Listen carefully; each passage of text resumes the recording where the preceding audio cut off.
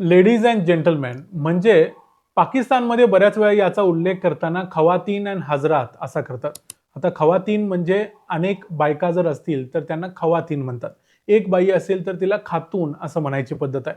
हा मूळचा उर्दू शब्द नाही आहे, तर तो एक टर्किश शब्द आहे. आता हेही मला मागच्या काही दिवसापूर्वी बिस्वा कल्याण रथचा एका कॉमेडी शो बघताना त्यामध्ये समजलं की खवातीन म्हणजे अनेक बायकांचा समूह असतो. आणि त्याबद्दलची एक बातमी देखील आता आलेली आहे, ती म्हणजे भारतात हे पाकिस्तानातले जे दहशतवादी आहेत ते एक खवातीन ग्रुप तयार करायचा प्रयत्न करतायत. म्हणजे काय, तर अनेक लेडीज, अनेक बायकांना एकत्र घ्यायचं आणि त्यांच्या आधारे दहशतवादी संघटना किंवा एक प्रकारे रिक्रुटमेंट कॅम्प चालवायचे.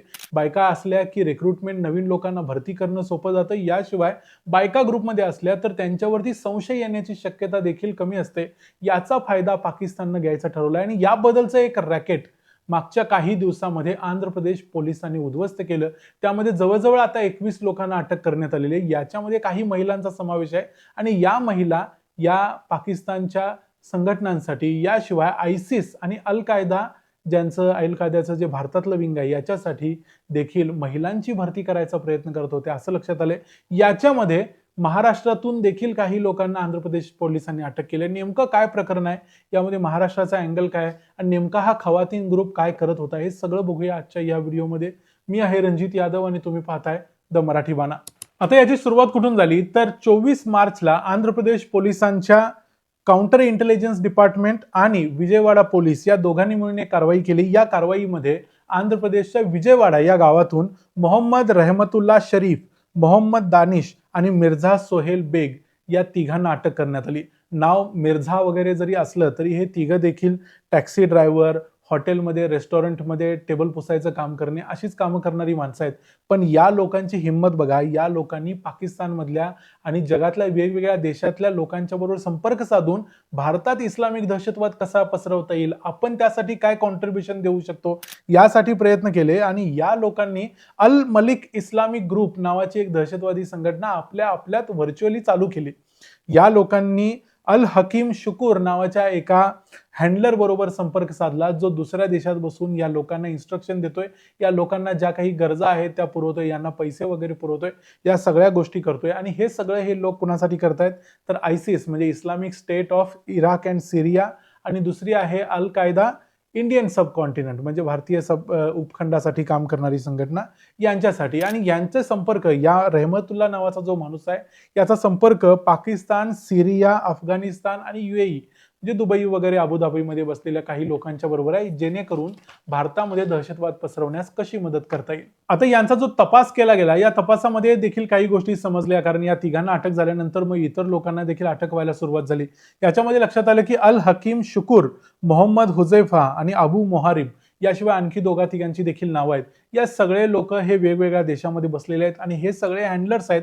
आणि या लोकांना म्हणजे भारतात या रहमतुल्ला आणि त्याचे मित्रमंडळी भारतात काही लोकांना रिक्रुटमेंट करायचं काम करतात. आणि यांचं जे काही उद्दिष्ट आहे यामध्ये, ते उद्दिष्ट असं आहे की वन उम्माह म्हणजे जगातलं सगळे मुस्लिम हे एक राष्ट्र आहेत, एकत्र आहेत असं समजून त्यांच्यासाठी प्रयत्न करणे आणि मुस्लिमांचं राज्य या देशामध्ये आणणे, यासाठी प्रयत्न करणे. भारतामधला जो कायदा आहे ती व्यवस्था मोडून टाकायची आणि भारतामध्ये शरिया कायदा लागू करायचा, यासाठी प्रयत्न करणे आणि भारतामध्ये खिलाफतीचं राज्य आणणे, असे काही उद्दिष्ट या लोकांनी ठेवलेले आहेत. अर्थात यातलं काहीही शक्य नाही, त्यांनाही माहिती आहे, पण तरी देखील भारतातल्या भारतात एक प्रकारे म्हणजे इन्सर्जन्सी निर्माण करणे, भारतातला समाज दुभंगणे, यासाठी प्रयत्न पाकिस्तान नेहमीच करत असतो आणि हा त्यांच्यातलाच एक भाग आहे. याच्यामध्ये लक्षात आलं की यांनी खवातीन ग्रुप नावाचा एक ग्रुप देखील तयार करण्यासाठी पुढाकार घेतला आणि त्याच्यामध्ये कारवाई सुद्धा झाली.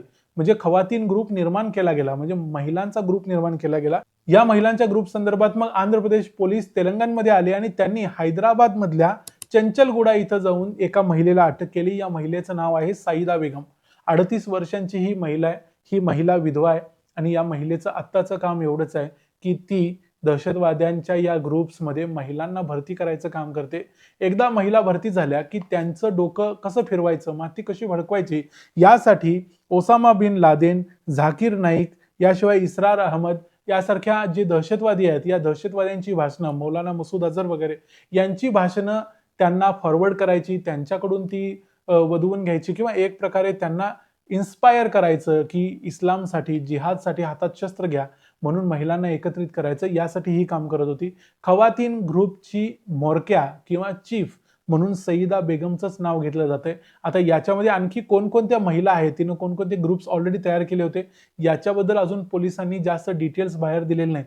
पण यामध्ये समजते की पोलिसांनी एकूण पहिल्यांदा 12 आणि नंतर 9 जणांना, असे 21 लोकांना अटक केलेली आहे. आता ही बाई म्हटली तर चंचलगुडामध्ये, हैदराबादमध्ये अक्षरशः अतिशय गरिबीत राहणारी ही बाई आहे. स्वतः विधवा आहे, तिच्या घरी दुसरं असं कोणी नाही आहे, पण तरी देखील या दहशतवाद्याच्या जाळ्यामध्ये ती पूर्णपणे गुरफटलेली आहे. आणि हे सगळं जे करत होते, यामध्ये दहशतवादाचा प्रसार करण्यासाठी ज्या लोकांनी इंस्टाग्रामचा वापर करायला सुरुवात केली होती, इंस्टाग्रामचे 40 अकाउंट्स पोलिसांनी आयडेंटिफाय केलेले आहेत. या 40 अकाउंट्सवरून ते दहशतवाद पसरवत होते, वेगवेगळे मेसेज लोकांना देत होते. असे काही चॅट ग्रुप देखील त्यांनी तयार केले होते, मग टेलिग्राममध्ये असतील, सिग्नलमध्ये असतील, यांच्या मार्फत देखील हा दहशतवाद पसरवायचं काम करत होते. याप्रमाणे मग पोलिसांनी वेगवेगळ्या राज्यामध्ये जाऊन तिथं काही अरेस्ट केलेले आहेत. याच्यामध्ये ते महाराष्ट्रामध्ये, राजस्थानमध्ये, बिहार, दिल्ली, वेस्ट बेंगॉल या सगळ्या राज्यामध्ये गेले, तिथं जाऊन लोकांना अटक केली. आणि मी म्हटलं तसं 21 लोकांना अटक केली आहे. या 21 पैकी 2 लोकांना महाराष्ट्रातून अटक केली आहे. या दोघांची नावं शेख मोहम्मद आणि शाहरुख खान अशी आहेत. आणि हे दोघे जण नवी मुंबई आणि पुणे या 2 ठिकाणावरून यांना अटक करलेली आहे. म्हणजे थोडक्यात काय, प्रत्येक राज्यामध्ये हे नेटवर्क वाढवायचा प्रयत्न चालू होता आणि या नेटवर्कमध्ये तिथल्या राज्यातल्या महिला त्यामध्ये सामील करून घ्यायच्या आणि हा खवातीन ग्रुप मोठा करायचा.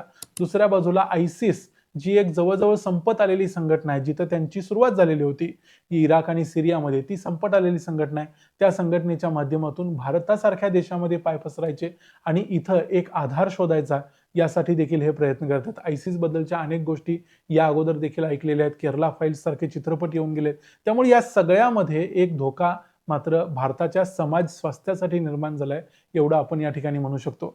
जे काही लोकांना अटक केलेली आहे, या लोकांच्याकडून जे काही मटेरियल सापडले आहे, त्यांच्या मोबाईल्समध्ये, त्यांच्याकडे असलेल्या इतर डिव्हाइसमध्ये भारत विरोधी जे घोषणा आहेत ते सापडलेले आहेत. याच्याशिवाय त्यांचे स्वतःचे काही व्हिडिओ, फोटोज, याशिवाय त्यांनी इस्लामिक टेररिझमसाठी आयसिसचे झेंडे, PDF, बॉम्ब बनवणे, त्याशिवाय ब्लॅक पावडर बनवणे, यासारखे काही डॉक्युमेंट्स कसे बनवायचे, काय PDF, या देखील या लोकांच्याकडे सापडलेले आहेत.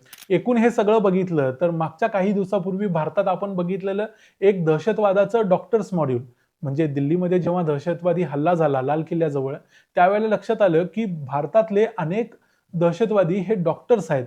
त्यानंतर गुजरातमध्ये पण डॉक्टरांना अटक केलेली होती. त्यामुळे हे सगळ्या डॉक्टरांचं एक मॉड्यूल लक्षात आलं. आता लगेचच त्यानंतर 5 महिने झाले असतील तर 5 महिन्यात आणखी एक नवं मॉडेल समोर आले, ते म्हणजे खवातीन ग्रुप, खवातीन मॉडेल म्हणजे महिलांचं मॉडेल. एकीकडे दुसरीकडे मौलाना मसूद अझहर पाकिस्तानमध्ये बसून त्यानं जमातुल मोमिनात नावाची दहशतवादी महिलांची संघटना चालू केली आहे. भारतात सुद्धा दहशतवादी महिलांना रिक्रूट करायचा प्रयत्न करत आहेत. त्यामुळे एकूणच भारतात कोणत्या प्रकारे घुसता येईल आणि भारतात दहशतवाद माजवता येईल, यासाठी पाकिस्तान कंटिन्युअसली प्रयत्न करतोय आणि त्याला भारतातले काही लोक बळी पडतायत, हे या संपूर्ण रॅकेटमध्ये आपल्याला दिसतंय. या सगळ्या गोष्टीतून एकच सांगायचा प्रयत्न आहे की आपल्या आजूबाजूला लक्ष ठेवणं आणि या सगळ्या दहशतवादी गोष्टी जर आपल्या नजरेस कुठं पडत असेल तर त्या लोकांच्या, पोलिसांच्या लक्षात आणून देणं गरजेचं आहे, कारण हा धोका मोठा होत चाललाय आणि सगळ्या राज्यामध्ये हे नेटवर्क त्यांचं पसरत चाललेलं आहे. पाकिस्तान हे सगळं या सगळ्या गोष्टींच्या आडून खेळतोय, एवढं आपण इथं म्हणू शकतो. या व्हिडिओमध्ये इथंच थांबूया. हा व्हिडिओ तुम्हाला कसा वाटला ते आम्हाला कमेंट्समध्ये जरूर सांगा. व्हिडिओ आवडला असेल तर व्हिडिओला लाईक करा, चॅनलला सबस्क्राईब करा. पुन्हा भेटू पुढच्या व्हिडिओमध्ये. तोपर्यंत पाहत राहा द मराठी बाणा. जय हिंद, जय महाराष्ट्र.